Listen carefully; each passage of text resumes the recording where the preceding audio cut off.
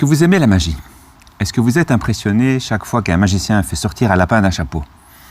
Eh bien moi, quand je sème une graine minuscule et que je vois une plante naître, grandir et se transformer petit à petit pour donner une fleur, un légume ou un fruit, eh bien à chaque fois je suis émerveillé. Quand en plus je sais qu'à partir de ces quelques graines, je vais pouvoir nourrir ma famille et tout ça sans contrepartie, je pense qu'en termes de générosité, ça vaut largement la multiplication des pains qu'on trouve dans la Bible.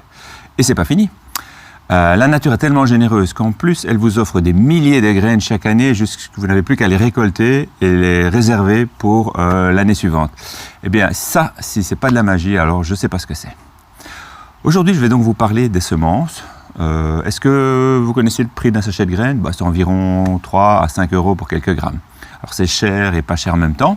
Évidemment, 4 euros pour 2 grammes de semences de choux, ça paraît cher. Mais quand on sait qu'il y a des centaines de graines dans chaque sachet et que donc potentiellement il y a des dizaines de kilos de choux, évidemment c'est très bon marché. En ce qui me concerne, j'achète généralement une partie de mes graines auprès de semenciers belges bio, tels que Semaille ou Cyclanterre, qui proposent beaucoup de variétés de légumes anciens. Pour le reste, je récolte mes propres semences. Et au jardin, c'est vraiment très facile. Par exemple, quand mes laitues montent en graines, je repère la plus belle et je n'y touche plus jusqu'à ce que les graines soient bien mûres.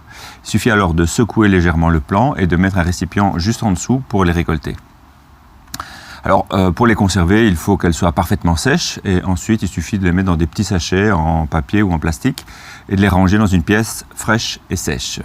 Alors, je fais la distinction entre deux types de graines. Les graines autogames, donc la fleur se pollinise elle-même, et les graines allogames, la fleur doit être pollinisée par une autre fleur. Alors, pour les premières, les graines issues des fruits, des légumes donneront exactement le même plant que leurs parents.